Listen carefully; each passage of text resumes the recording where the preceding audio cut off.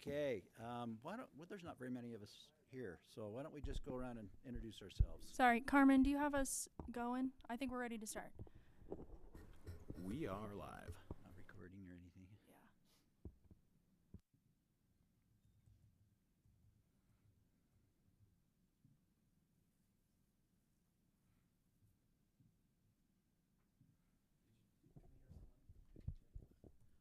Yeah.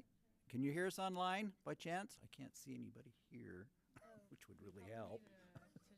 Yes, I can hear you. Okay, perfect. There we go. Nice. All right, sounds good.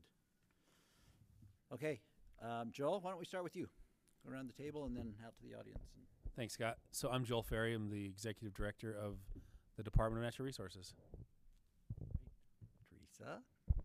Teresa Wilhelmsen, State Engineer and Director of the Division of Water Rights. Rick Smith, representing the Weber River Watershed. Nathan Dowgs, representing the Bear River Watershed. Candace Hausneger, Director at the Division of Water Resources. Sterling Brown, Strawberry Water Users Association. Laura Briefer, representative of the Jordan River Watershed Council. Thanks. Marcel Shoup with National Audubon Society, representing the environmental conservation groups. And I'm Cody Allred, representing the West Colorado River Watershed Council. Ricky Ranko Browning, Utah Petroleum Association, representing industrial interests. Kelly Pearson, I'm the Acting Commissioner of Ag for the state of Utah. Carly Payne, Watershed Council's Coordinator. Why don't we go out in the audience? I know they can't hear you, but at least for us. Oh, there we go. I guess they are portable. Good job. I serve two. That's right. My name's Melissa Noble. I'm with the Division of Drinking Water. Awesome. I'm Rachel Shilton. I'm with the Division of Water Resources. I'm Jordan Clayton. I'm the supervisor of the Utah Snow Survey with the NRCS. Dex Winterton, Moon Lake Water Users Association.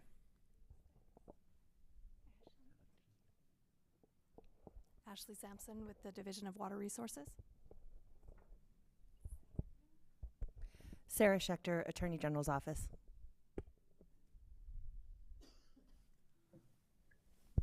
Todd Stoney, Division of Water Resources. Peggy Killian. Steph McGinnis, Uintah Division of Water Resources. Watershed representative. Sorry about that. No, you're fine. You're fine, Peggy. Thanks. Okay. Jaylene Milleris, Price Wellington Canal in Price, Utah. Great, thank you. More online. We've got a bunch of you. I'm Commissioner Lori Mon, San Juan County, but I'm actually filling in for Bill Winfield today. Okay, and you'll be giving us a presentation, right, Lori? Yes. Yes. Don't be extremely hopeful, you all. I just learned about this morning, so awesome. Okay. Good luck, everyone. Val J. LJ Rigby, Utah Farm Bureau. Thank you. Jim Bulkett, Utah Department of Agriculture and Food. Welcome, Jim. Let's see, Stephanie. Oh, awesome. Let's see. So is Melissa, Sarah. Who else are we missing online?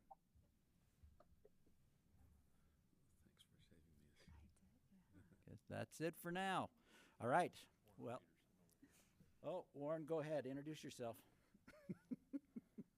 You're latecomer. Hi, Warren. Yes, I'm the water attorney. Yeah, the water attorney representative on the Watershed Council. Awesome. Well, welcome everyone. Thank you, Scott.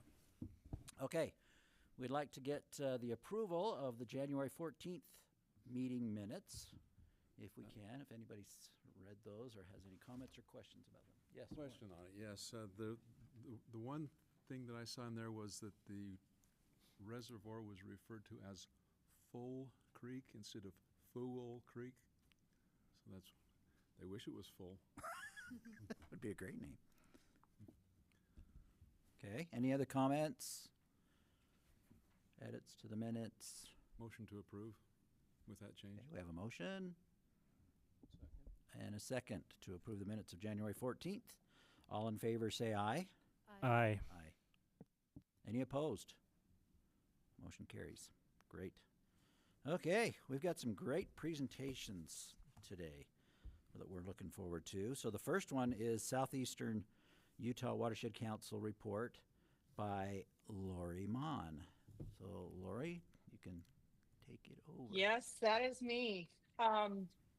Just a little heads up, I was out walking when I got the phone call, and he said, I'll send you my notes. So here we go. So it looks like he attended a water users conference, and there was some information. He talks about something with the Arizona, Phoenix area, some water banks, and I'm not sure exactly what it was. And the question mark is it private? But also he referenced HB 280, and will there be a water quality task force? So I think that was some of the questions that were asked. I'm not sure what conclusions they drew, but he did some of the other things they discussed was climate and the current water year. And of course, in our area, we're extremely dry. Right. And so all of you better pray hard. That's all we can say, 'cause I don't know what else to do. And you know, that's always a concern in those drought conditions, which then of course affects agriculture and the people down here and what will happen there.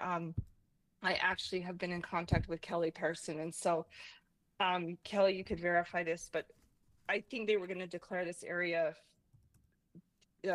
for some relief. Is that correct? He could probably update on that better. Yeah, USDA has declared a state of emergency drought declaration for the southern counties, and the state is looking at it as well. Okay.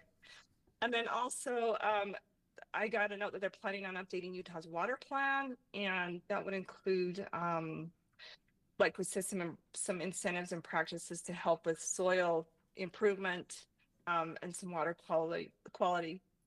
The Larry McAllister Fund is a program, of course, we know what that is, that could help, and some grants. He also said that he listened to a man who's relatively a new director for the natural resources, Joel Ferry. I'm not sure if I heard if he was on here or not, but and there was some discussion with that.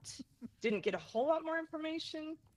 And then he talked about groundwater management plan for the urban portion of the Utah County. So I'm just laughing at a few of these notes because I can't hardly read the writing. I'm trying, folks, but you know, the concern is realistically is, I mean, if you're aware of the southeastern Utah, the lack of water. I mean, you go up to the Cache Valley and there's water, it feels like everywhere. And of course down here, it's being creative and trying to get those resources, and also trying to work through the government channels because of the public lands issues. So, you know, there's always a tug of war back and forth on the rights of those waters and stuff. So that's kind of where we sit. That's the best I can give you. Great. So, Lori, what are some of the activities that the council has been doing as far as you know or understand? Have they done any tours of some of the areas down there, or Not that I know of. I mean, and like I said, just from myself, I've met with Kelly Pearson, and so, but also they did have a meeting, which was for some of these rural areas in the ways that the government offices can help these individuals who, you know, with grazing and some, you know, mitigation that can happen to help with that, and you know, if it's dry in one area, let's look for this and put them here. So I feel like all the resources that, and I did attend that meeting, I feel all the resources came together to provide some information for ranchers and farmers to help. Like, this is what we foresee with the conditions. This is what we can offer, and this is how we can help you. So I think that was really appreciated. I felt like it gave them some avenues to at least explore to help with what lies ahead. Great. Well, that sounds great. Mr. Chair, one thing I can add is I know that the Langley group has just barely created this Southeastern board just in the last little bit, so they probably haven't met that much. But they are organized now and will be doing things going forward. Good to know. Thanks, Kelly. Appreciate that. So one last note on that with this group is that, so I am new coming in. I came in January and I took over Bruce Adams' position. So I'm trying to figure out if I'm really supposed to be on this board or if I'm not.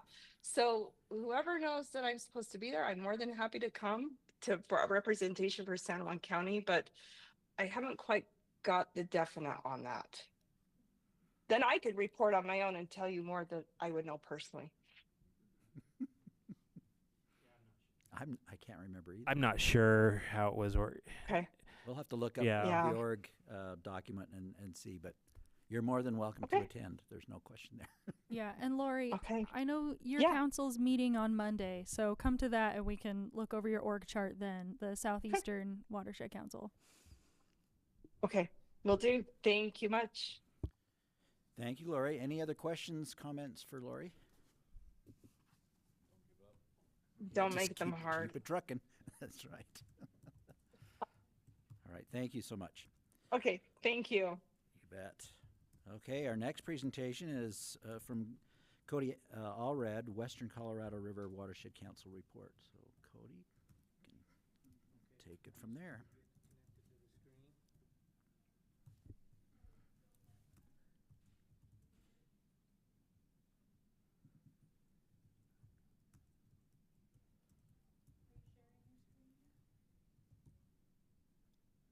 I hit start presenting. Is that the one I hit? And then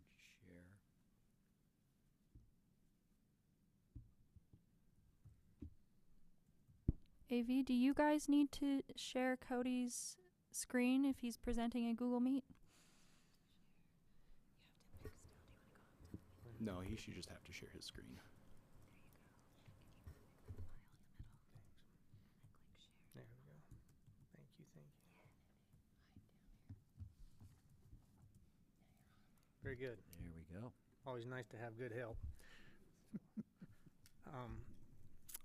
Appreciate the opportunity of being here today to give the very first update report on the West Colorado River Watershed Council. As I said, my name's Cody Allred, and I'm the state representative for that council. And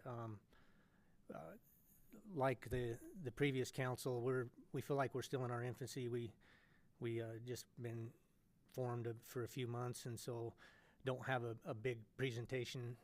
For those of you that would be disappointed if it's not a big presentation, but we do have a few accomplishments and a few things we would like to present to you, but kind of mostly want to take more of a tone. This first one is just to kind of introduce maybe who we are and as a council and what we are, and as we've been learning damn things, thought it'd be good to share some interesting things that we're finding out about the watershed and the council that I'm representing. Okay. Stop sharing in the meeting. So stop sharing. And then go into present mode here. Where's that at, Cody? That one. This one? Yep. And then go back to the meeting. So maybe, sorry, it's annoying. And now share. That way it'll make your slides move where you're going. So window. Okay. Sorry about that. That's all right.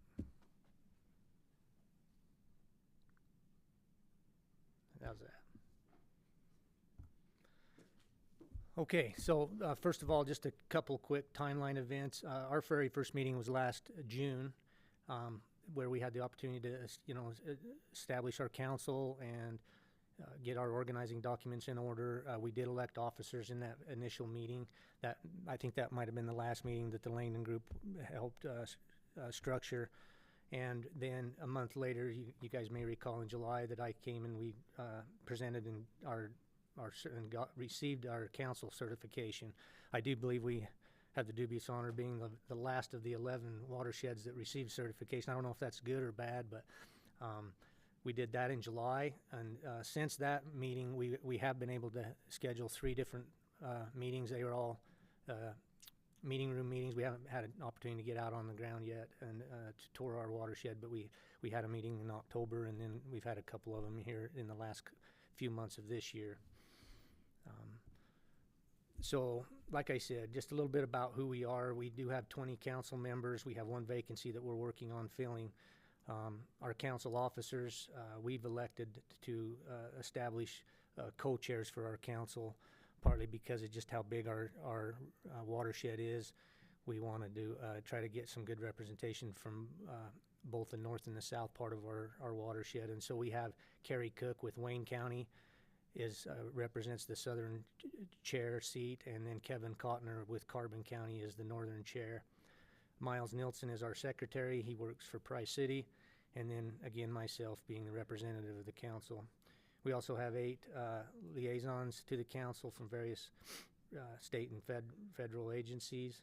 And then would be remiss to not point out the staff of the division. We consider them part of our council as well. Certainly Carly and Rachel and their colleagues have been instrumental, honestly, in helping us get rolling and even get to the point where we're at. And I really do want to express our council's gratitude to Carly and Rachel, but also to this group, to understand from our perspective, it's been very, very valuable and helpful to have that staff available to kind of guide us and point us in the right directions, and just a lot of good work they've done. So thanks a lot for that. A little bit about what we are, our watershed. Just kind of working around the boundaries, just to give everybody a feel for where we're at and what it looks like. Is we're bounded on the north by the Book Cliff Mountains, and then our eastern boundaries are the Green River itself down to the confluence, its confluence with the Colorado, and then on down along the Colorado clear to Lake Powell and to the state line, and then all the way up on the west side of our watershed is flanked with the the high mountain plateau ranges there up through the central part of the state. And so it lends itself to a big area and a diverse area, and it's fascinating. I've learned a lot. I've lived in this area almost my whole life, and I've learned more about it in the last 9 months than I did before. It's big. It's 15,000 square miles. Represents about 18% of the state of Utah. I think we're the second largest watershed next to the West Desert watershed. And a really interesting point is there's 12 counties that either cover all or part of our region, 12 of the 29 counties in the state. So, yeah, if they do, I'm going to hire you to help negotiate that.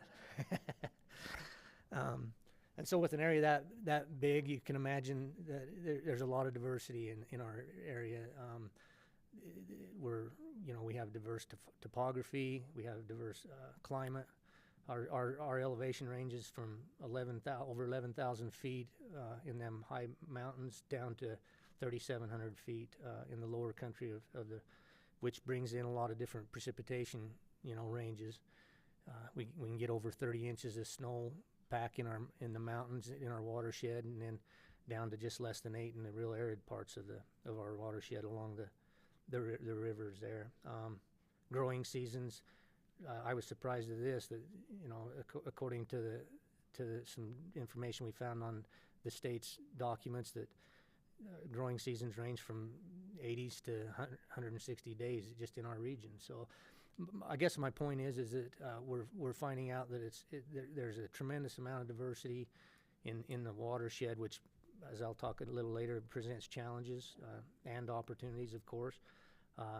Another big diversity that we're seeing in our watershed is just how diverse it is in the land use and the water use. We have, of course, agriculture use is the predominant use in our watershed, but with all the communities throughout the area, there's, of course, municipal use and quite a significant amount of industrial use, especially in the northern part of our watershed with energy development, the power plants and coal mines.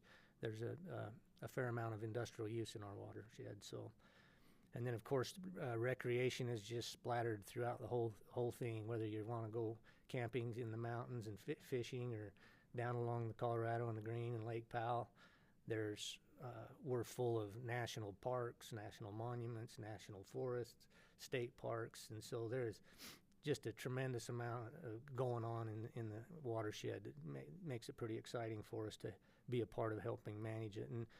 And you know, of course, almost every one of them attributes, whether it's the uses or the land uses, the recreation, really, as I was thinking about it when I was coming up here, without water, hardly any of that really exists. And so it's a good opportunity for us to be able to help, you know, manage such a precious resource, and that's tied to so many different aspects of our lives. So the one thing that we realized that we're not really diverse on was the land ownership. So over 84% of our watershed is controlled by federal administrations, mostly BLM. As you can see, almost 70% of the 84% of our watershed is BLM, and then of course we have Forest Service and national parks that split the remaining part of the federal lands. Of the remaining 16%, it's split fairly equally between state and private. And probably to no surprise that most all the state ground is SITLA, with a little bit of Division of Natural Resources. And we've got a couple highways that run through there too that UDOT gets to claim. So that's a little bit about what our drainage looks like, some interesting aspects associated with it. As far as accomplishments go, quite honestly, we don't have a lot of accomplishments. I don't think we've been around long enough to produce a really cool list of things that we've done, but we have, as I said, we've been certified. We feel like we've got some structure. We've got our officers elected. We've had a handful of meetings. We have done a few things. We've started assembling a list of water projects in our area. We want to understand what's there now, and we want to also have future project lists, and that'll help us identify, you know, what our challenges are in the watershed. And the one other thing that I do want to share with the folks is it's kind of a neat idea that we're working on in our watershed, and it's we started the development of what we're kind of calling a base map for our watershed. And if this will load up, oh, it did. I always get nervous when you build in technology onto technology. So, okay. So, yeah. Do I stop? Do stop share, yeah. Okay, now go back into the screen share.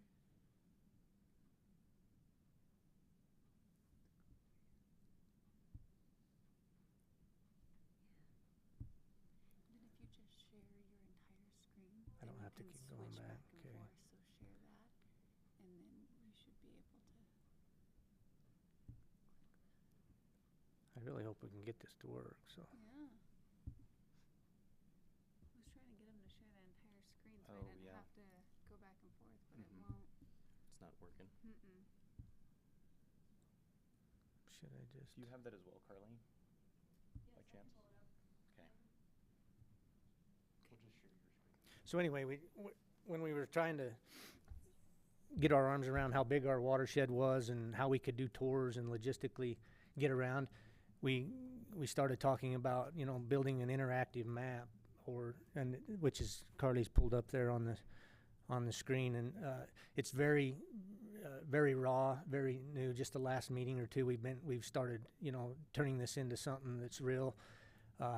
Again, thanks to Rachel and her colleagues and Carly, but this is a tool that we want to develop and grow as we grow as a council, that we think it's got a lot of different benefits, but it allows us to see things, to get out and look at things without spending a full day going around there. But this map will have all kinds of different layers. You can see there that it shows the main water features of our drainage, the Price River, the San Rafael, the Dirty Devil, down through the clear down through the Paria River. So all of them are tributary to the Colorado River. The very bottom one, interestingly enough, is the only one that is that's tributary to the lower Colorado River versus the upper Colorado River. Carly, do you want to just take a little walk through, maybe pull up a couple, for example, this layer was just made the last few days and they downloaded it onto here, but this gives us an opportunity where we've plotted where our council members are located, and gives a good visual of what kind of distribution representation we have. We have plans of building layers of, like I said, of water projects, existing projects, future projects. We can pull up land ownership. We can zoom into irrigated acres. Them red dots there is a survey that's ongoing now, where we're asking members of our council to input data where industrial water use is occurring in our watershed. And so we don't know exactly where this is all going to go, but we're pretty excited about the prospects of having this in our council meetings with such a large area where we can zoom in on any area at any given time, and I think it'll be a really neat tool for us. So if I can go back to my presentation. Yeah, you guys can stop sharing my screen. Thank you.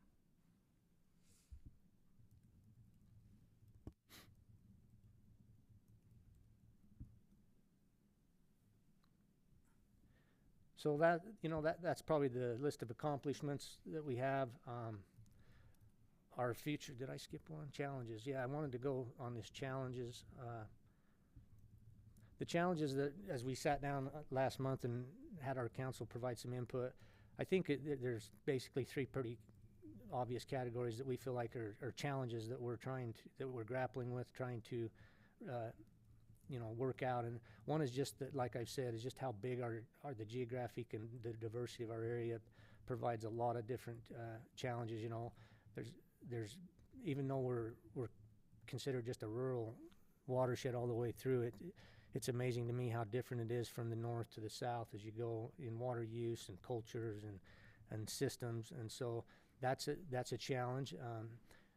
The other one is that's really worth throwing out is just what our council's role and function is. We feel like we're going through the motions, but we're getting to a point where we're starting to ask, what are we doing here today? Is this just another meeting, or where's the value, the added value? And in fact, in our last meeting, I think it was Rachel that posed the question, something along the lines to all the council, is just, what do you see your value?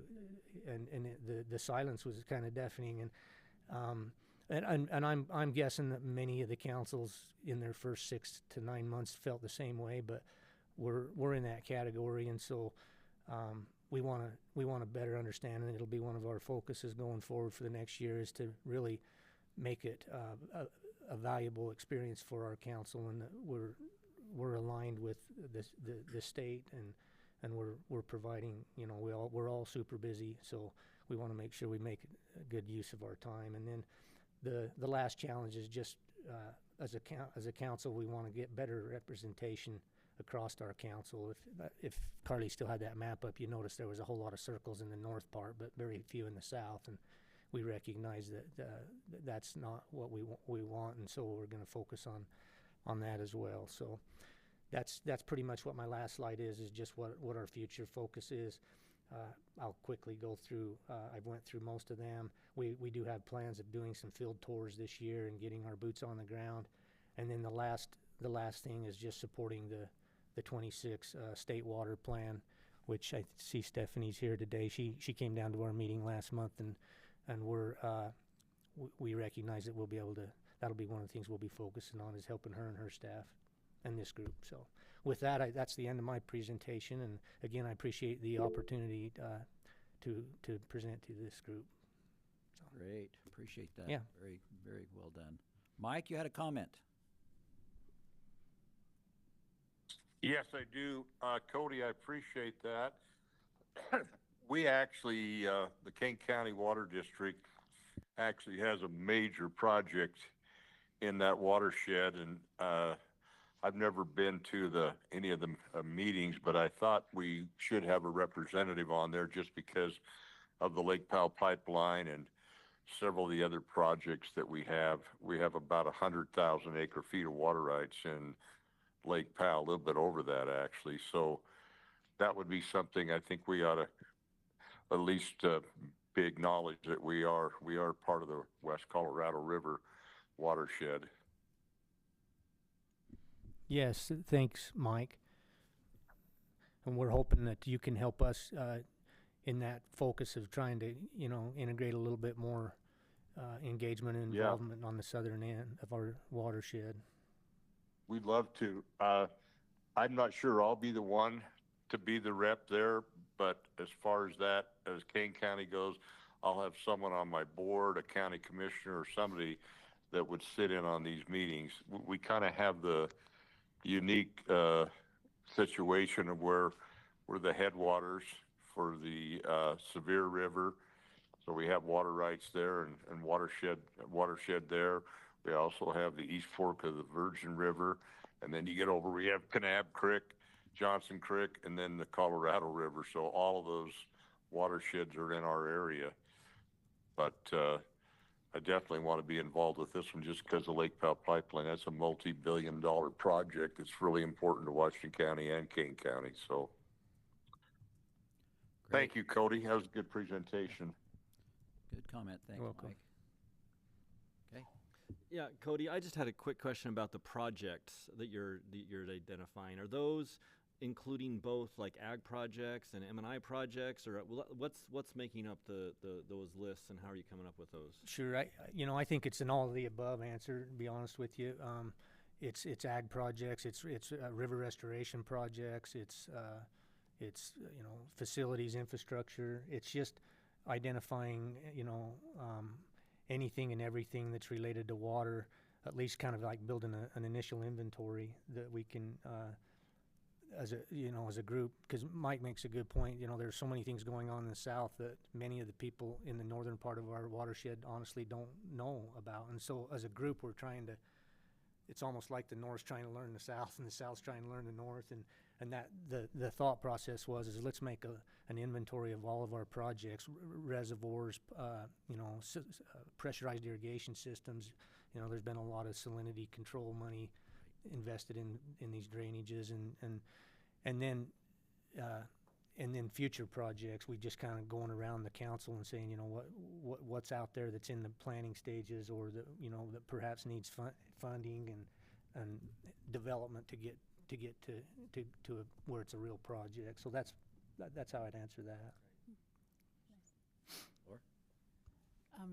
Hi, I just wanted to say that was an incredible presentation, and you have a very large and diverse watershed, and it just made me think about how different the characteristics of each watershed are. The Jordan River watershed compared to yours are very, very different in terms of land use. I had this one question while you were presenting the statistics and characteristics of your watershed. What's your population? Oh, I don't know that question.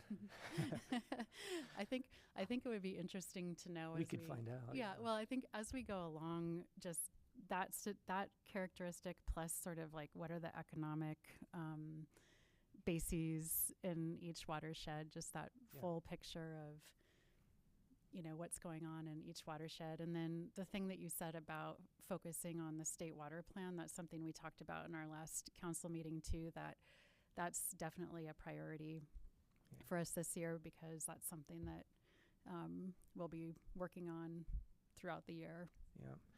Yeah, I appreciate that, because it's fascinating how different watersheds are.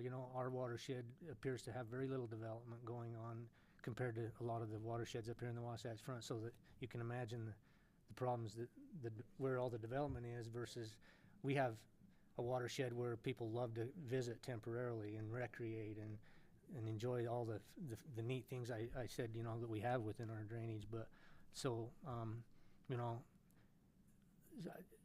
it's kind of like you hear that challenges and opportunities are one and the same if you want to look at it that way. And so it is challenging, but but we view it as a lot of opportunity for us to get to know our area better and provide a voice, a local voice up to help make policies and state water plans and so on. So. Great. Thank you, Mr. Chair. Cody, yeah, it was a good report. Just the size of that, once you learn the population, then we can tell how many people per square mile. It's going to be something of a fraction, isn't it? We kind of like it that way. Yeah, nothing wrong with that. Yeah, exactly. But I was impressed when you talked about you're trying to identify the existing and future projects. That's certainly a function it seems that the council could do, is help get those projects identified and help prioritize them. But I just wondered if I'm putting you on the spot, you can tell me to go. You back probably to sleep. are. Yeah. But in your discussion, as you brainstorm about what value this is an excellent question. What value can the watershed provide to the area? Watershed Council, that is. What are your thoughts on that? You've had all the long drive getting up here to tell. Well, it's all, to me, it's kind of obvious. I don't know how it all fits in, but it's really just taking our issues, which are important to us, that probably aren't important to people that don't live right in our area or they don't understand it, is for us to inform and communicate what we think's important. You know, for example, in our area, every one of them tributaries are part of the Colorado River, and we all hear all the noise going on in the Colorado River, and so that'll be one of our big, points that you'll hear a lot about is dealing with the Colorado River issues and the imbalances in water and what them potential impacts are going to be to our local water users and how we protect that and so yeah, Warren, I would say that's one thing we've identified is just the upward movement of our information. Yeah. And I guess that's a two-way street as this council, like the state water plan and things that come down to us, that we could help support, the initiatives of this statewide council. Yeah. Well, Mr. Chair, I'd say they're right on target. If you're, how else are people going to know about the things that are important to you? And that's, in fact, I'm going to ask the chair's indulgence later in the meeting to talk about that very thing, is that the strength of this organization that we're trying to put together is just what you said, is what's important to your area and making sure that people know that. The other thing I was going to ask you, and you kind of set that up for me, so thank you, is what additional help do you think what would help you as Watershed Council as you're trying to get this going? That's a good question. I don't know. I've already laid my two aces down with Rachel and Carly, but I don't know that we're far enough along to know that what other help we would need. Just communication, and I think the key of having a representative from each council be a part of this one, where there's a direct tie, is a good thing. Mm-hmm. But I know I didn't. You put me on the spot on that one. I don't have a good answer. Well, it gives you something to think about on the way home then. Yeah. Thanks, Cody. Yeah. Thank you. Thanks, Warren. Thank you. Any other comments or questions for Cody? Mike has his hand up online. Mike, go ahead. Yeah, I'm going to follow up on Warren. I'll tell you, we meaning Washington County and Kane County, we have about 5,000 to 6,000 acre feet in the Lake Powell Pipeline project. They have 80 to 100,000. That is the future for Washington County for water. They pretty much used all of their water sources, and I know they have some other projects, some reservoirs and things, but that's really the future, and it's tied up in this whole upper basin, lower basin issues with California, Arizona, Nevada. Nevada's not a big player because they don't have that many water rights, but we're certainly concerned about what's happening. I know Gene is doing a lot of work on that, but all of our diversion points, of course, are below, south of Emery County and the other Wayne and those counties. So we're at the lower end, but we had about 5 million people come through Kane County last year, and they built in just the last 4 years 4 new hotels. You've got the whole new visitors deal going up on the east side of Zion National Park. So there is certainly the major recreation tourism aspect of it. We also have the grazing aspect of it, culinary water in Kane County as well as Washington County. So I think the Watershed Council can be a big help. We definitely need to be involved with any settlement agreements with Upper Basin and Lower Basin.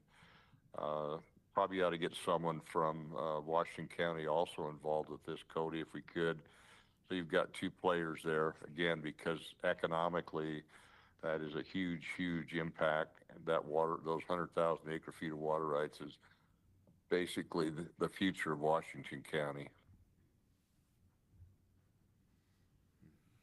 Thanks, Mike. Yep, good points.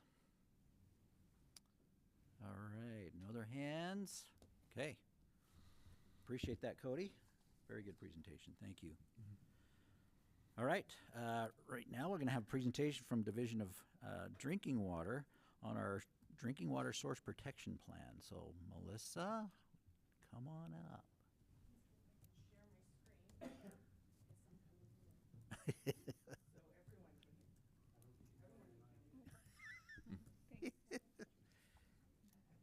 We'll see. So we felt like this was a very important presentation to have for the watershed councils and for the state council, because drinking water source protection involves all of us, where we have drinking water sources, and whether they're groundwater, surface water, whatever they might be, it's important to protect that source. So go ahead, Melissa. And you just did my whole presentation. No, I'm kidding. So I'm really excited to be here. Thank you for inviting me and allowing me to talk to you about drinking water source protection.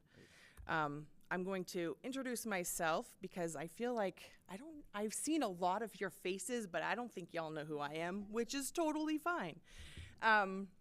My name is Melissa Noble. I work with the Division of Drinking Water. I've been with the division since 2012, and I've been working in the source protection program since 2016. I do have a professional geologist license, so I have that nice little PG behind my name. I have my master's in structural geology from Colorado State University and my undergrad in hydrogeology, engineering geology from Utah State. Go Aggies. Slight sidestep, I'm also part of a really awesome organization called Women of Water. We're a nonprofit group, and we promote women in the water industry, educate, empower, and women in the water industry. That's what I just said. I've been a part of that for a long time. Their secretary, vice president, president, and I'm currently the past president. So it's not just for women. Men are absolutely encouraged to join us. We meet once a month, have speakers, go on tours, stuff like that. So, and personally, here's a cute little picture of my little family from our vacation this last summer. I have 3 boys, an amazing spouse. I force them to go on lots of hikes with me. Most of the time they don't go, it's just me, but they enjoy going paddleboarding and kayaking. So we're on the water as much as we can between, spring to late fall. So that is me. My goal for today is twofold. One, to introduce you to drinking water source protection.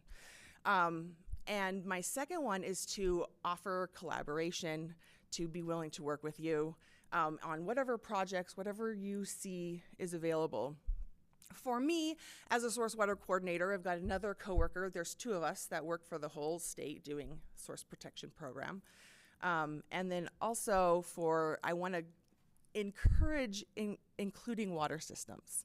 So we have large water systems that are on the forefront of protecting their sources of drinking water, absolutely, and they are doing a fantastic job.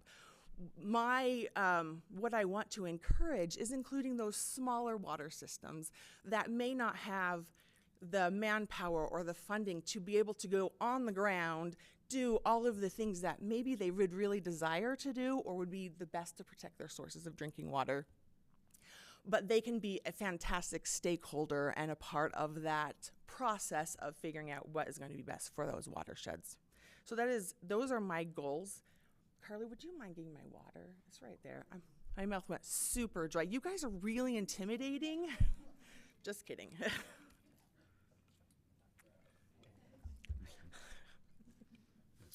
Okay, so this is what I want to talk about. I'm going to just talk about the Drinking Water Source Protection Program, why we have it, and then I'm going to dive right into source protection zones. So we've got two different ones, groundwater and surface water, how they're delineated and how they're different. And then I'm going to talk a little bit about drinking water source protection plans. And then I want to introduce you. I mean, I'm assuming all of you know everything about the DEQ interactive map, but I want to talk about it anyways and introduce you to the drinking water source protection layers. And then my last, if we have any time to have any sort of discussion, I would love to do that as well. All right, so the Drinking Water Source Protection program really stems from the Safe Drinking Water Act.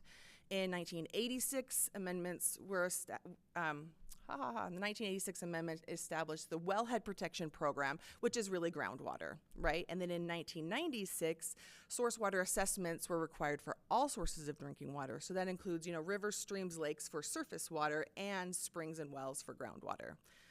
And the idea really is this is really for the Safe Drinking Water Act as a multi-barrier approach to protecting people's drinking water.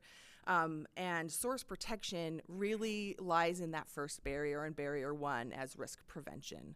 The idea is to select the location and the best ways to protect drinking water in that first phase of selecting their locations versus later on and continuing to protect those drinking water sources.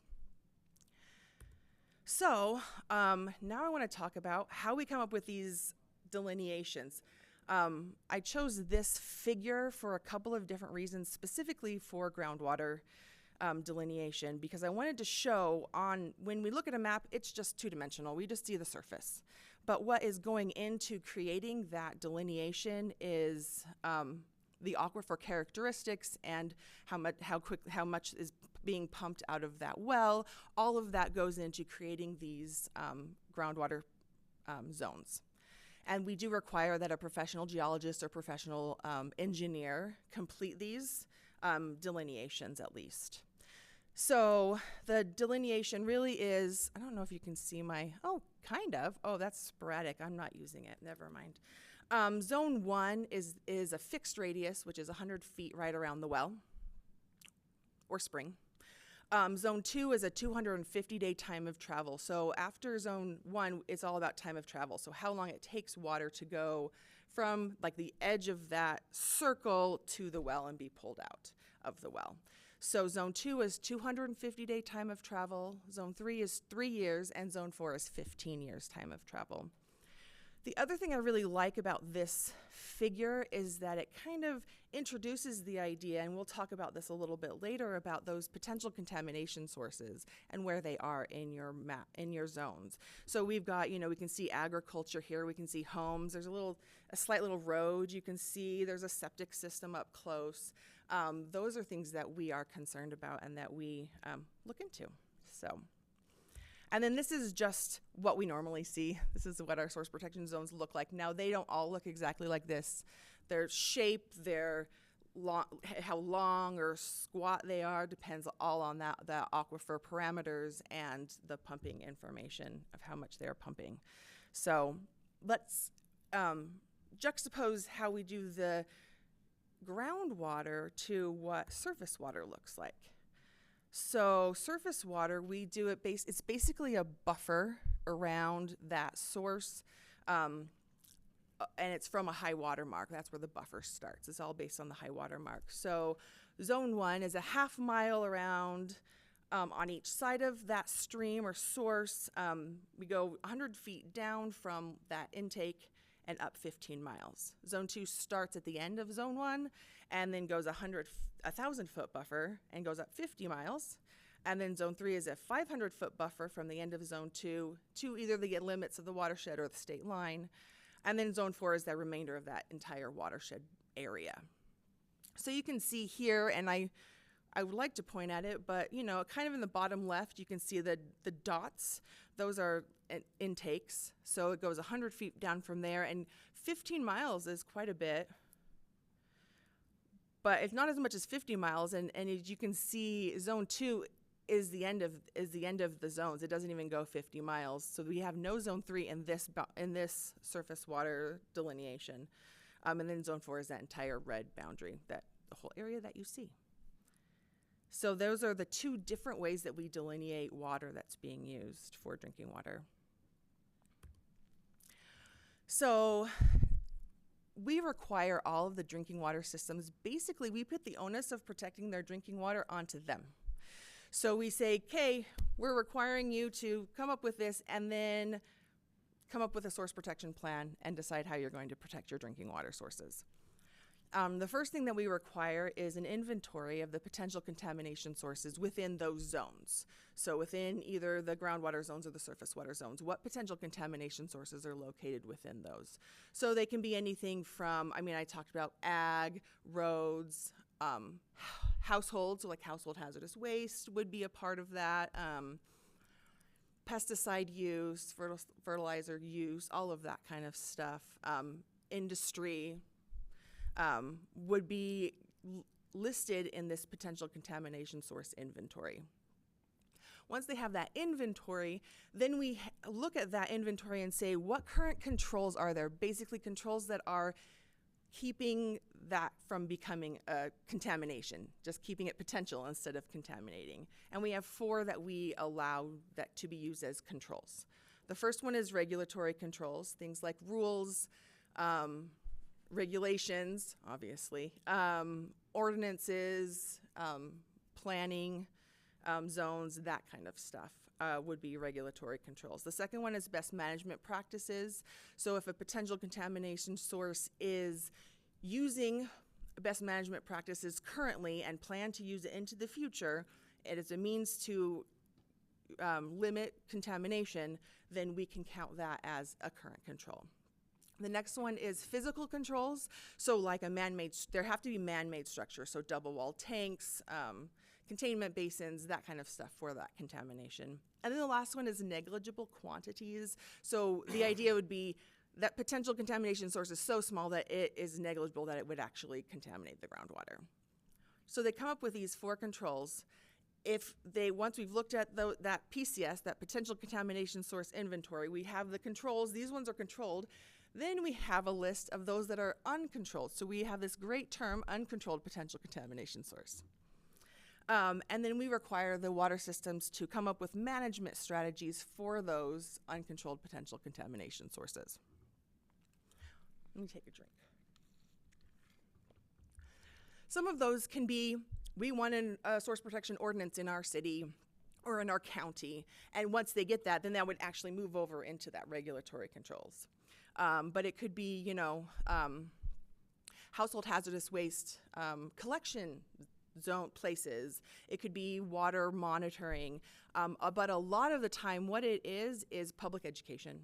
So you have septic systems. Someone, you know, this group has septic systems in some of our zones. We want to make sure that you know how to manage that as best as possible. So we kind of send out best management practices, or we don't, the water systems do, but we do have a list of different fact sheets that they can use. And then the last one is we do require updates of these source protection plans every 6 years. And that's where we're looking to make sure that they actually did implement those plans. So they did actually send that letter. They did put this up on their website. They did send that letter to the BLM or, you know, whatever it may be. Okay, so that's what source protection plans are. And now I'm really excited. I don't know why I'm excited, but the DEQ interactive map is really awesome. And I did not want to do a live demo because I thought it would just ruin everything. We can do that later if we have time and y'all are really interested. So I just have snapshots. But what I like about this map, and if you don't know, it has information and data from all of the divisions within the Department of Environmental Quality, so air quality, drinking water, waste management, radiation control, all of those. I'm not going to name the rest of them. I'm going to forget them. So all of that information is on there. The interactive map is interactive, so you can, search based on statewide, county, a city, a line with a buffer. There's all sorts of, you can draw a polygon, so you can even like outline your watershed if you're interested in that. So this is one that I did I used Washington County and brought up all the groundwater source protection zones. So they're kind of hard to see even at this level, but what's nice about the interactive map, if I had it live, I could zoom in and show you one of the source protection zones that are on here. And you can also click on these different zones and get more information. At the bottom of this page, if we had it actually open, you would see something like this. And this gives you the information about the drinking water system and the sources that are there. Really, the SIS name is really the one that I'm looking at. I want you to know, this is where you can find out what drinking water system that source protection zone goes to. And then you click on that further, and we actually do have contact information for those water systems. Maybe they're the administrative contact. I think there's phone numbers and addresses as well. So you can get a hold of them so you can know if you find them in your watersheds and you want to include them. So I just wanted to show you what the surface water zones look like. I did the entire state and then just kind of squatted down. Mostly this yellowy color is that zone 4, and it seems like pretty much the whole northeastern part. Yes, those are the words. I was getting backwards in my head. This northeastern part is covered by that zone 4 for the source protection zones for surface waters. Okay. That's pretty much, that's what I wanted to tell you guys. And we always have to go through, I talked about this, here I'm talking about it, and now this is what I talked about. So, this is what I talked about. The program, Drinking Water Source Protection Program, how we come up with those delineations, what is involved in those drinking water source protection plans, and the interactive map, which is a really awesome tool for finding source protection zones, but also for finding contacts for those drinking water systems. And with that, if you have any questions, I have no idea how much time we have, but I think I was supposed to end 5 minutes ago. So maybe questions are not in order, but I actually am planning to continue to attend these meetings. And so I will be around and available if you have questions today, in the future. And then honestly, you can reach out to me. This is my phone number. That's actually a cell phone, so you can text me. I don't get very many texts on my work phone, so I feel out of the loop sometimes. And then you can always email me. So. Well, thank you, Melissa. Very good presentation. Thank you. Yeah, so this is something I think would be a great topic for each one of the councils to talk about. Where are our drinking water zones, our sources, and then how do we make sure that they are protected? And just like you said, another educational opportunity to share that with other people within the watershed. So, do we have time for? Yes, we do, Laura. All right. Great presentation. Thank you for your work in Women in Water. I know several of my staff have really enjoyed that. A quick question about contaminant identification. What is the division's current thought on wildfire as a source of contamination in surface water? Honestly, zones? I think that, absolutely it is a potential contaminant, right? And yet, how do we predict it? I guess I think there's going to be a fire over here. Let's, I think there's, but okay. Did you have more? Well, I think, question? there are areas in Colorado, and I know that Salt Lake City has done this in our own source water areas, of conducting fire vulnerability assessments within the surface water area, and then recommendations for mitigating the risk of both the risk of catastrophic fire and also the outcomes of those fires, like hardening or mitigating risk along areas that could introduce pollution after a fire. Yes. And just was wondering if we have other water systems in the state that are also looking at that, and just sort of what the current thinking is, or maybe this is a longer conversation. It might be a longer conversation, and to be honest, this is not something that I think about day to day. So I think it's a perfect question that I would love to take some more time and look into. So thank you. Thanks, Laura. Yes, Candace, go ahead. Thanks, Melissa, for the presentation. And maybe you covered this and I missed it. On your source water protection plans, who are required to do those, and how often are they required to do those? I did not say that, I don't think. All drinking water systems that have sources of drinking water are required to complete a drinking water source protection plan.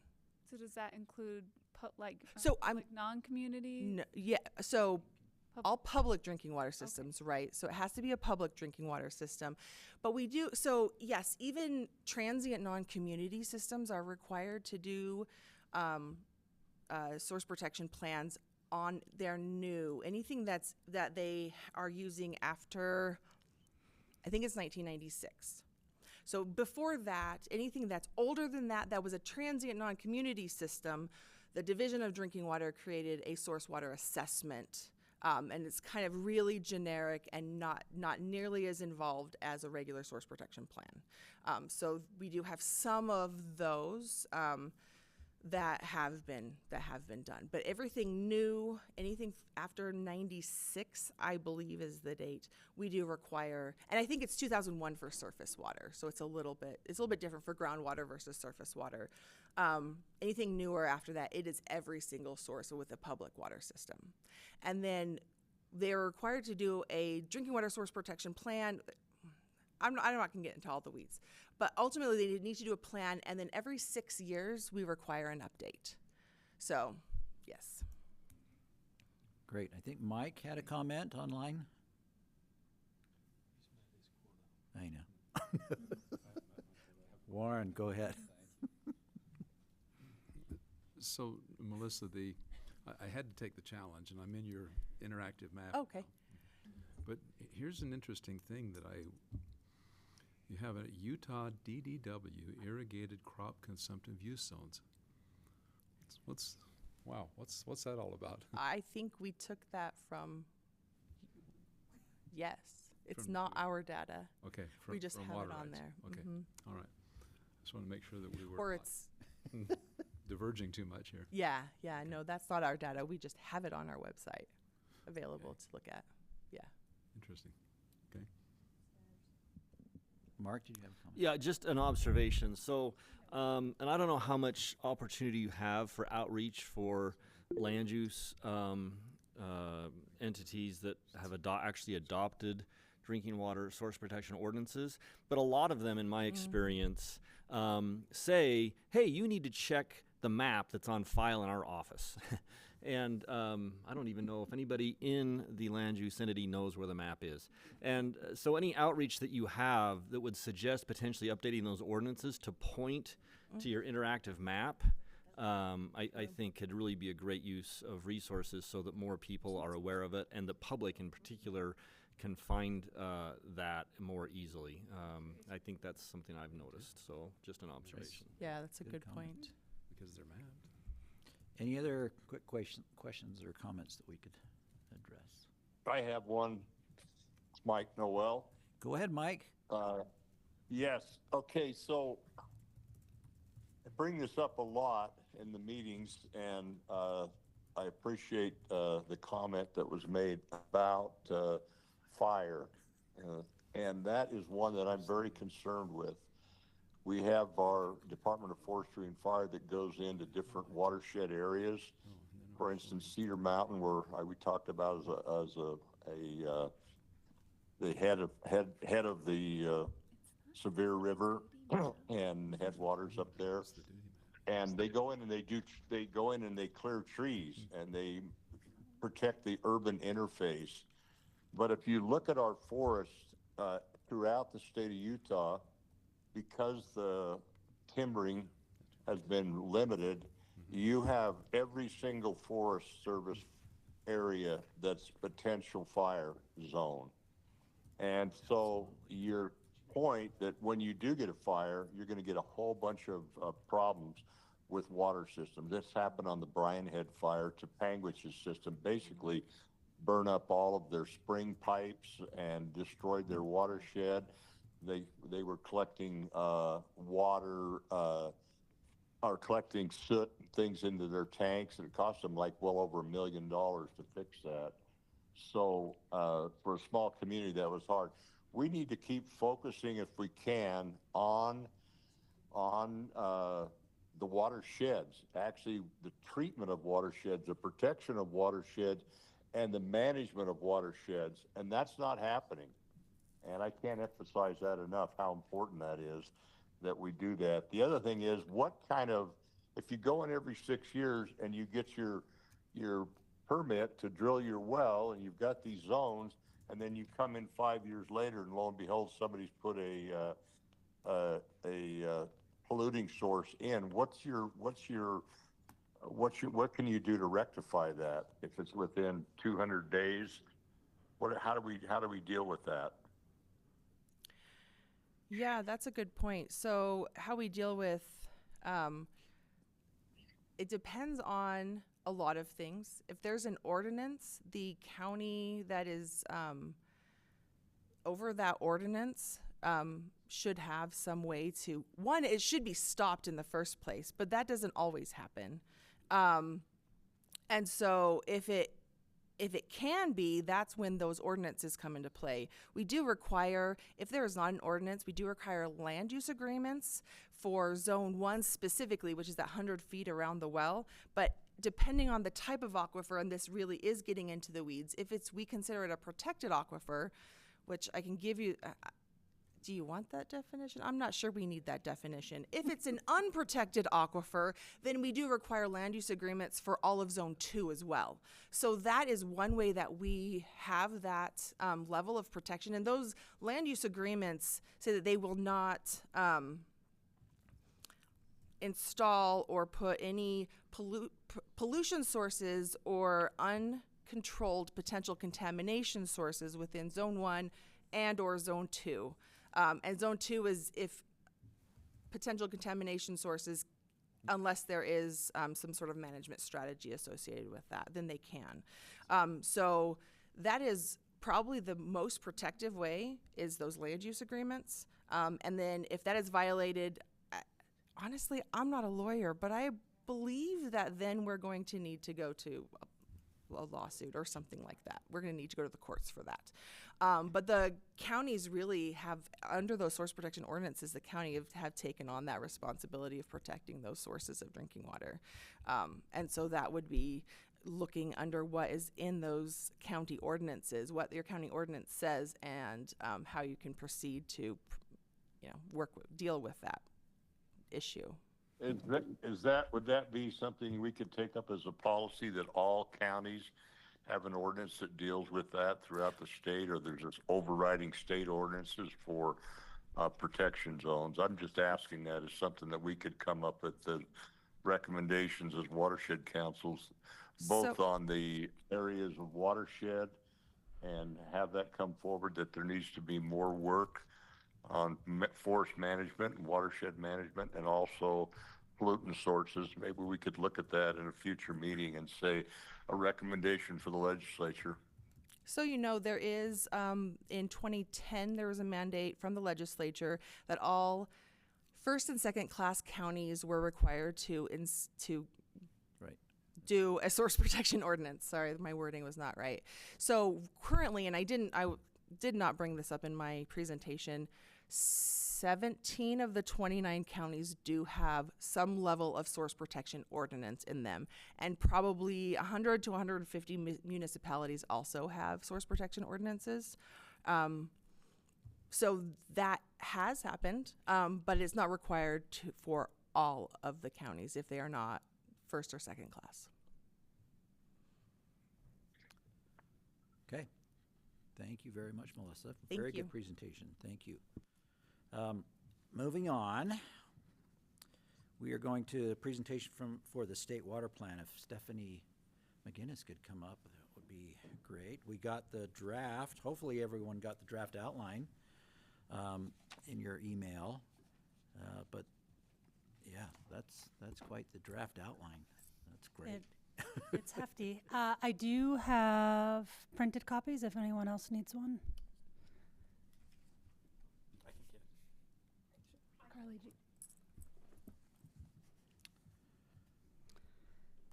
oh, good. And I just lost my network connection. That's just on time. I don't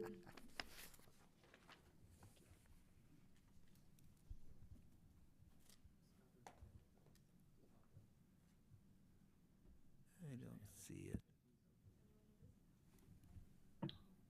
Go ahead, Peggy. Was that your hand? I was wondering, was it in the latest email, Carly, or was it in a previous email? Because I'm not finding that draft. It was the most recent email. Carly, was that sent to everybody? Sorry, she's busy. Not sure if that was just a few of us or if that went to the whole group. We will make sure that it's emailed out. Was it sent to the whole group? I mean, I tried to. Okay. But if you didn't get it, send me something and I'll get it to you. I'm just not seeing an attachment, sorry, and Okay. so it's Yeah, it would have not been an there. attachment. I'll send one to you right now, Peggy.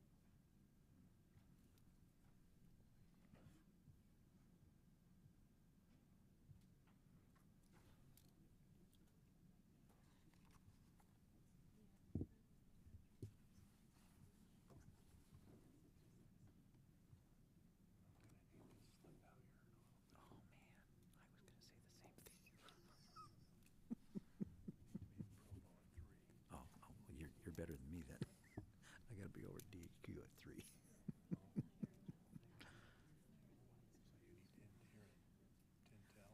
Yeah, I'm gonna try. Yep, exactly.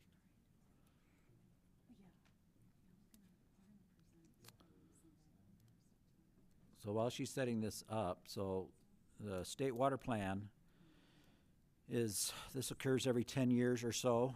And so this is our chance to really be involved, making sure that your watershed issues are at least identified, not just issues, but everything in your watershed is looked at very carefully and making sure that it is represented in the state water plan, both issues and solutions and whatever else. So as we go through this outline, make sure you take note and take that back to your councils and so that we can contribute to this state water plan in the near future. I don't remember when it was supposed to be done. It's completed by November. Oh, we got another year and a half. Man. Okay. I thought she's got a good start on it, so apologize. That's great. It is 2026 state water plan. You all are doing a great job on my presentation. You're welcome to keep going. I apologize about that. Stephanie. For that delay. So I believe I recognize most of you here in the room, but for those of you that I haven't met, my name is Steph McGinnis. I'm the new State Water Plan Manager. I joined Water Resources back in January, so I have a couple of months under my belt. So we'll see when we get to the question portion how well I can answer those questions. I just want to give a little bit of background information before we have a bit of just discussion or comments. I want to tell you a little bit, sounds like it's already been sort of covered here on what's new with the development of the plan, tell you sort of the process that we're going through right now and where we're at, as well as a timeline and how we're engaging with folks. So if you like to read code, the state water plan is listed here. And I just want to touch on a couple of important things. again, we've already discussed this. The frequency of updates is something that's now identified in code. So this is to be updated no less frequently than every 10 years. We do have an internal division goal to update every 5 years. I started in January, and I wish I had 5 years, but we are set to have this next iteration complete by December of 2026. And of course, increased collaboration is also called out in code. There are a handful of state agency or state partners at that level that are called out. It's worth pointing out that we have several divisions within the Department of Natural Resources, as well as the Department of Environmental Quality, that are collaborative partners on this. And at the local level, of course, we're working with you all and the local watershed councils, as well as the water conservancy districts. And before I get too deep into sort of how we're developing this plan and where we're at, I just want to point out a couple of things that we're thinking of as we're developing the plan, and I hope as you all are thinking about feedback and content that you're keeping this in mind as well. We really want the plan to be a framework, so we're able to identify strategies and actionable steps at the individual, local, and state level. We'll certainly be identifying water resources and looking at strategies to optimize and manage supplies now and into the future. And of course, we want to support communities, agriculture, and our environment. And this is some text that was actually pulled from the most recent 2021 plan. And I think it's still really relevant to this next iteration. You know, we are seeing drier conditions, more extreme weather events. We hit that record low in July of 2021 on the Great Salt Lake. And then it seemed like we turned right around in the winter of 2022 and into 2023, and Utah saw a record-setting snowpack. And of course, we have been and continue to be concerned about dwindling water supplies in the Colorado River Basin. So where we are at this moment, we have developed an outline. We've worked really hard with our collaborative partners at the state level to create this outline that you all have in front of you. It's comprised of 9 different chapters, and I've met with the West Colorado and the Jordan River local watershed groups at this point, councils, to discuss this a bit as well. And I want to just touch a little bit on sort of how we're developing sort of the overall framework for the state water plan. So those first chapters, 2, 3, and 4, we're really sort of talking about what's constraining water here in Utah. We don't have control over how much precip we get. We certainly need to be thinking about what might the future hold for us in terms of population growth, in terms of, changes in precipitation into the future. And then, of course, our water laws, policies, those are also going to affect how water is used here in Utah. And with all of that, kind of thinking about those as constraints, how do we balance then within those constraints the needs of our communities, agriculture, and our environment? And I want to just go back to this slide quickly and just highlight Chapter 8, the Basin Perspectives. This is a chapter within the state water plan where we will be looking at really what are those unique challenges and those unique needs, and also looking at some success within each individual basin, because they are going to be unique as we go from one basin to the other. So when we're working with our local watershed councils, we're really asking them to identify, what are some of the problems that you're facing within your basin, and then what might be those solutions. Challenges and needs could range anything from invasive species, increased sedimentation, aging infrastructure, and then what would be those solutions for those issues. And I also would really like to highlight something, positive step that's been taken within the basin. And this could be anything from a project to a community effort, maybe a partnership, and what has come from that, so we can highlight that. So with engagement, as I mentioned, I have been meeting with our agency partners to get this outline really fleshed out, and now I am trying to meet with all of the local watershed councils, sort of hopefully wrapping that all up by June, so that we can just start to get this process going of talking about the state water plan. We will be holding public scoping meetings in each basin this summer, and then we will have another public comment period that will occur the summer of 2026. At that point, hopefully we have that final draft ready to go, but certainly we'll incorporate that public feedback as necessary. And again, shooting for December of 2026 to have the plan completed. And Cody and Laura, I promised a survey to you, and we are dangerously close to having this finished. But after I have this initial meeting with each local watershed council, we'll be sending out a survey. I think, we've had some really good discussion at both of the meetings that I've held so far, but this is a pretty hefty outline, and so sending the survey out will give individual council members the opportunity to think a little bit more about what feedback they would like to provide in that. I have incorporated, Cody, feedback from our meeting with your group into the outline, so you may see that. But I just want folks to know that, we have all of the comments, and we'll be sort of dropping those in as necessary, even if you don't see that in the outline.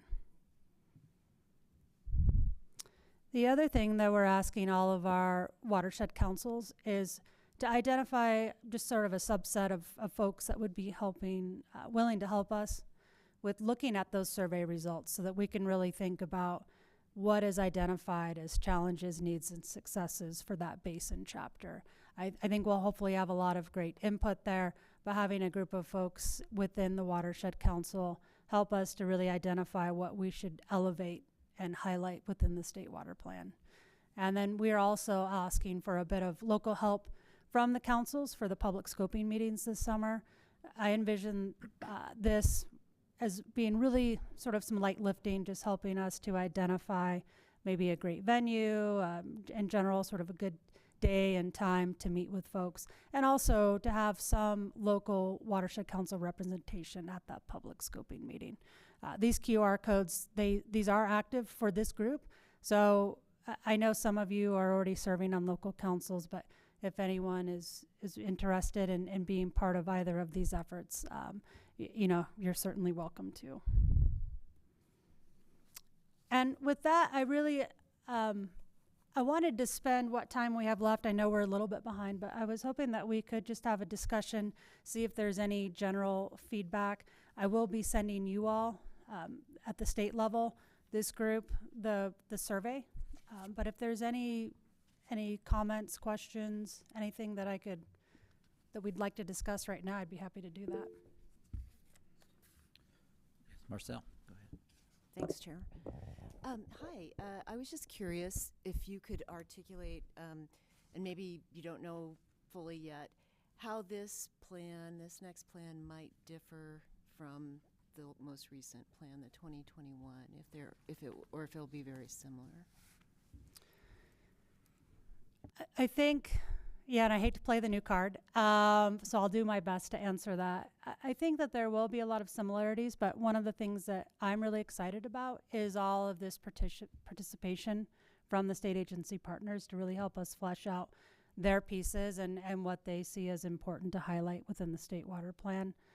We will, similar, I think, to the last one, we'll have some goals, some objectives that are outlined there, and I would really like to track those as we can. I don't know that we'll have time for this plan, but in the next iteration, I would also really like to have a little bit more of an online sort of interactive presence so that we can really show in real time how we are doing at meeting the different goals and objectives that are laid out. Thank you. Really appreciate the idea of the survey going out to all the councils. I think that's going to be huge. Like you say, helping stir our minds a little bit on what kind of things we should be looking for and presenting into the plan. So yeah, and I'm really hoping that you all can help us sort of be cheerleaders of going back to your respective basins if you are on a local watershed council and really getting the group sort of bought into this process. I think, as Cody said, some groups are still trying to sort of find their way and what they would like to focus on, and I think the state water plan is really a great opportunity to have something tangible to sink their teeth into. And I think even just taking a step back, I think it's really important for each group to be able to weigh in on what we're putting into the state water plan, not just in that Chapter 8 basin perspective, but taking a look at all of it and making sure that we are truly representing the state with the state water plan. And Candace, I think you had something to add for, Go ahead, so Yeah, please do. well, if I might, Mr. Yes, Chair. go ahead. I'm super grateful for Stephanie. She has jumped into this the last couple months and has been wonderful. And Todd Stonley's been leading the charge with her and helping to mentor her. And we just offered, and hopefully we'll have a new person to help Stephanie on this adventure as well. So you'll also see another new face. One thing I just wanted to mention to Marcel's question is, one of the things that we got feedback that we got back after doing the 2021 plan is you guys know that water's complicated and there's a lot of moving pieces and a lot of different water's in everything, right? From energy to wildlife to water quality to forest fires, all those type of things. Water plays a role. And so one of the feedback that we got back is the 2021 plan was more of a water resources plan. Like that's obviously where our focus had been. And so we changed the name to I think it was the State Water Resources Plan. And so the other goal with this is that it is more comprehensive, that it's trying to cover all those pieces. We've been interacting with our state agency partners, as Stephanie mentioned, to make sure that we're including all the pieces so it can be officially a state water plan. But once again, we do want it to be actionable and to report out on the last plan and then set kind of the next goals going forward as well. Thank you, Candace. Yes, Cody. Question, Mr. Chair. In that regard, Candace or Stephanie, either one, after Stephanie had advised our council the other day, I had a question about when we have a plan, what does it have specific roles and functions, or is it more of just an informational document, or how is the plan used and how does it function once it's finalized? I'll give it a stab and I'll let Candace follow up. This won't be water resources. We aren't a regulatory agency, so there won't be specific marching orders in there. But I think that we could identify, especially with working with our local groups, of what might we want to put in there as something that we would like to accomplish. As Candace said, we're reporting on the 2021 and sort of what we've accomplished there. And so I think really tracking what we're accomplishing and what we might want to do so that we can report again in that next iteration in 5 years from then. Candace, do you want to add to that? Yeah, if I might, I think you did cover it really well. I will say, we're not a regulatory agency, so this isn't going to have any sort of regulatory bindings. I think what it does is this is a way to showcase our water and water supplies and issues and challenges and opportunities with all the right people, in the sense of, the legislature, council members, county officials, the general public, and to be aware of the issues that we're facing and what we need to do to address them. And then I would also say that we have seen success, and many around this table have participated in the governor's recommended water strategies from, was it 2017 that was published, where that had no real authority. It was just a list of here's our challenges, here's some ideas, here's some opportunities, and then you saw it over the next multiple years where pieces were picked up and been like, oh, this is something we could implement along the way. So I think there's a real opportunity to have the state water plan help in that regard as well. Like watershed councils. Yes, yes, this is where this idea was originally created, was in the 2017 water strategies. Great, thanks, Cody. Mike, you've got a comment? Yeah, I just wanted to ask Stephanie, and I appreciate the conversation. What is your background? Have you worked in Watershed, or you from Utah, or which areas have you worked in, and to be able to develop this plan? Sure, that's a great question. Thank you. So I actually spent the majority of my life in Colorado. I did my undergrad at CU Boulder, and then I went on to Montana State University, and I earned my master's degree there in aquatic biology. Really, my training and my professional career has been spent in really sort of the aquatic biology realm. I conducted research up at Montana State University. I worked on the first climate assessment for the state of Montana, and I've been in Salt Lake area for, about 9 years now. And so I was working a lot with environmental DNA technology to detect invasive and endangered species. Previous to joining Water Resources, I was with UDOT. I was overseeing their stormwater program in the 3 counties, Salt Lake, Tooele, and Summit County. And yeah, and I'm just really excited. A lot of my work up at Montana State University, again, working on the climate assessment, but I was with the Montana Water Center, and we did a lot with trying to bring folks together to discuss water resource issues. We did a lot with identifying what are some of the emerging issues that we want to get ahead of and deal with. So working with folks on, bringing together all of the individuals that we need to conduct research and try to solve water issues. Yeah, I appreciate that. I just wondered, like, maybe this was for Candace, how much are we going to get the state engineer involved? Because we look like we're at a point right now that there's going to be, we're short of water. We're going to be short of water. Utah's second driest state. How much of that is going to be involved? Because it sounds to me like, or it just seems to me like the major owners of the water, the farmers and those that do agriculture, cattlemen, they're going to have to be pretty heavily engaged in this if we're looking for planning for the future. I don't see where the extra water is coming from. We just got a notice today that my county and 4 other counties down here are in an extreme drought situation. You guys are in a great shape up to the north, but we're really hurting down here. So just wondering how that's going to work. Are you going to bring in the state engineer? Are we going to talk about water rights? Or are we going to talk about ways to meet future needs, things like that? Yes. The state engineer's office, Division of Water Rights, is definitely our partner in this, and we will rely heavily with them on those issues. Teresa, do you want to mention? Yeah. Hi, Mike. Definitely, I'm on the statewide or the planning team, director team, and we're engaging in that, and we're plugging our regional engineers, regional offices into the discussions as well. So yeah, we're actively involved. Thank you. I appreciate that. Thank you. Great. Thank you, Mike. Any other comments, questions? Thank you, Stephanie. Appreciate that presentation very much. Thank you all for your time, and we will send that survey out as soon as we have that ready. It should be soon, and yeah, we just look forward to your input. Thank you all. Thanks.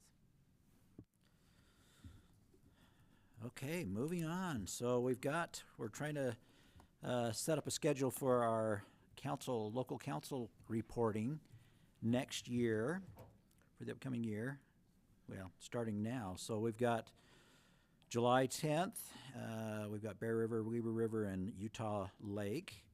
October 7th, Jordan River, Uintah, West Desert. And then January 26th, Kanab Creek, Virgin River, Sevier River, and Cedar Beaver. And then April, a year from this meeting, is West Colorado River and Southeastern Utah and Great Salt Lake. So Carly will be reaching out to make sure you're okay with those dates, or if you want to trade with someone or whatever. Just look at those dates and see if they'll work with your council. Let them know that that's what we're expecting, and but we are flexible on whatever works for each of the councils, so no problem there. Any questions on that? Great. Okay, any public comments? Anything that we have forgotten to go over that someone would like us to go over? Laura. I just had a thought around a funding discussion we might have. Recently, and I think you received a similar letter as me from FEMA on the cessation of the Building Resilient Infrastructure and Communities program, where I know in the state of Utah we've had some major funding awards for aging water infrastructure. And there have been questions on some other federal programs where water infrastructure we've benefited as a state for water infrastructure funding, such as WIFIA. I'm just wondering if it would be helpful to have someone more knowledgeable than than us come in and chat around what we might expect moving forward on federal water infrastructure funding. I think that'd be a great topic. I'm not sure anybody knows what is going on yet. We might by we're our next meeting. Yeah, we're hoping in a few months things might settle down, but I know the feds are they don't know what's going on. So, but that would be an excellent thing to do. I know, really, talking to your congressional staffers and whoever else you can reach out to on the federal level to help them understand the criticality of the federal funds that go into our water infrastructure. And I think that's very important. They need to be able to pass that on to their colleagues. So at least we could do that, if not something else. But I think it's a great concept that we need to look at. Also another, Rick? That unified water infrastructure plan and funding. Right. That's another component of that. That's very true. Yes. Yeah. And thanks for bringing that up, Rick. I can send out make sure you guys are receiving some additional information. We can send out some an email after this. We have just launched a website and are looking to help fill our project list. This is kind of the initial run. We will have the opportunity to update it yearly, but we have a June of this year deadline to develop kind of the initial agency plans for the Unified Water Infrastructure Plan. And the whole idea that Representative Snyder had, and I presented on this in January, but is that to receive state funding, projects will need to be on this list and prioritized to receive that funding. So it is very important by next year, next July, to have your projects on the list. Yeah, so Zion's is helping you with that study, and Bowen and Collins is taking the lead on it. So there is another study that is ongoing, which is the fee study, and Zion's is helping us with that one. But Bowen and Collins is doing the outreach for the Unified Water Infrastructure Plan and collecting all that. Good to know. One comment that I had was we received an email from, I don't know if it was from the conservancy districts, maybe, who's on the call that I could ask? I don't recall, but the conservancy districts are asking how they can provide input to the councils. Well, I assumed, maybe wrongly, that the councils, that they would be totally involved with the councils, the conservancy districts and throughout the state. Conservation districts, not conservancy. Got one track mind. But the conservation districts are so involved, feet on the ground, as Kelly would know, on what's happening, what kind of projects are happening on the local level. These are mostly farming related, but I think they ought to be involved. So if they're not involved, ask for their participation on the council, on the local councils. I think that would be very important to have their input.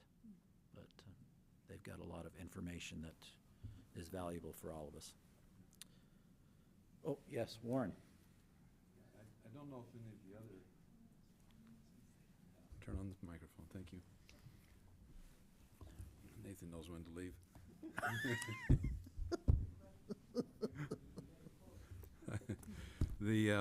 I don't know if the other members of the council are having the experience I have, but you find yourself becoming a sounding board for local council members. Cody, your approach today was constructive, and I think the ones I've run into it too. A lot of the question you ask: how are we creating value? Because you have a lot of involved members in these watershed councils saying, we're taking our time. We're paying for especially some of the bigger districts. We're paying travel costs to go to these. What are we doing? And I sense a bit of frustration for them, but the real strength of these, of the whole system that's created here is intended to be just exactly what you said earlier today, Cody, a roll-up of local issues, what's important in a particular area, rolling that up to the state level so that there's awareness of that. And then maybe, from there we even match up with, these problems are unique to your district, or they're not so unique, they're common to others. But getting an idea for how those sort of things roll up into other programs and policy and funding and so on is critical. But then on the other hand, one of the purposes of the way this is structured is for the state council to be able to push information out to people through and become a source of information that local water people wouldn't otherwise have. And so making this work is, I'm not sure how to say this. I've been trying to think about how to portray it, but I hear local watershed council members saying we're really trying, but we don't feel like we're getting traction is basically what they're saying. And so I don't know how we answer to that. Certainly working on the state water plan I think is a big step forward. I like, Stephanie, the idea of taking survey results and bringing it back to the local council and ask them to put it in context. That's the very sort of thing that I think would be helpful. So if there are any ideas, there are some specific ideas that I was given that probably require amendment to the statute.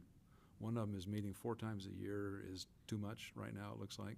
Maybe we should drop that back to 2 times a year and other meetings is necessary.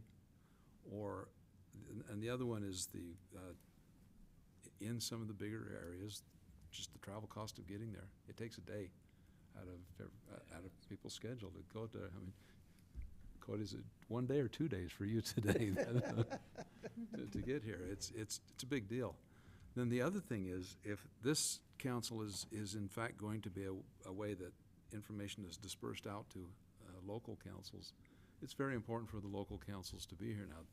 Certainly being online is a wonderful thing. I use it, about half the time for these meetings.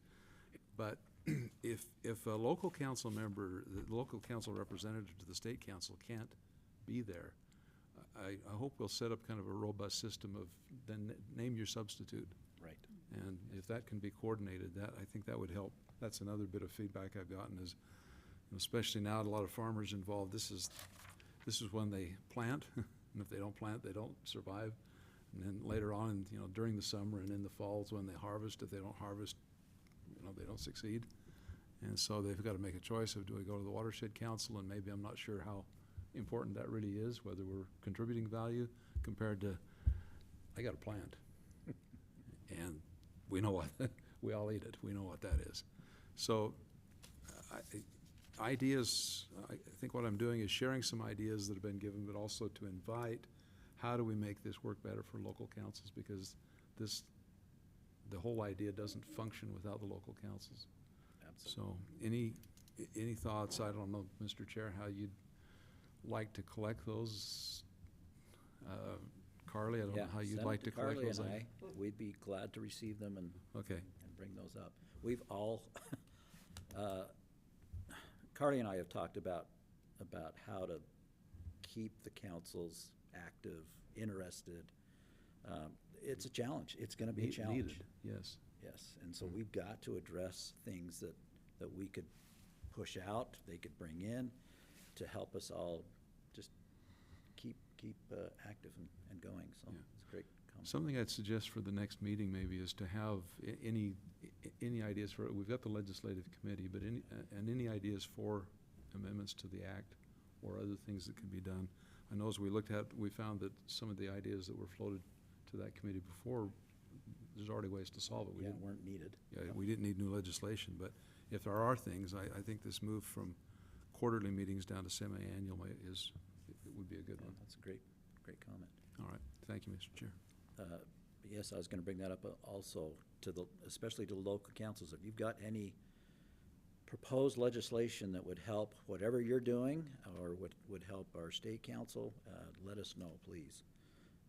We'd be glad to meet together as a legislative committee, subcommittee, and discuss those and figure out ways that we can help. The last item that I had under other business, I guess, is the expiring terms. We've got several expiring terms coming up in October. And so take that back to your local councils and let Carly know of any of your interest to remain as is or not, or change whoever your representative is on the state council. But we'll be addressing those probably in July is when we would like to do those, so that they're all set, ready to go in October. Okay. Do you have a list No. of terms? Okay. Carly will send that out. Okay. Okay, awesome. It's very mysterious. Yes, it is. Good point, though. Okay, any administrative updates? Candace, anything that we need to discuss other than we have already? Okay, great. So our next upcoming council meeting is July 10th, 1 o'clock here in this room. So put that on your calendar if it isn't already. Warren. One thing I forgot, if local councils have something they'd like to see on this, hold on, there we go. Thank you. Local councils, if they want something on the state council agenda or state council members want it on the agenda, is that just a drop the request? Absolutely. We're receiving those, it seems like all the time. Okay.